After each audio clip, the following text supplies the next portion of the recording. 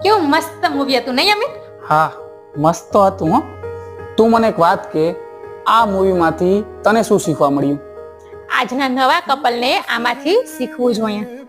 એક તો હીરોને એની ગર્લફ્રેન્ડ છે ને રોકસ્ટાર જોવા માંગે છે, એટલે એને આગળ વધવાનું કહે છે. મતલબ કે આપણી ગર્લફ્રેન્ડ એવી હોવી જોઈએ કે આપણે આગળ વધવાનું કહીએ, ના કે એવું કહીએ કે મને મૂવી જોવા લઈ જાઓ, મને મોલમાં ફરવા લઈ જાઓ, મને નાસ્તો કરવા લઈ જાઓ, મારે યારે આખો દિવસ વાત કરો. હા, બીજું એ કે આ મૂવીમાં જે હીરો છે ને એ એવું કહે છે કે મારા નામથી મને આખી દુનિયા ઓળખવી જોઈએ.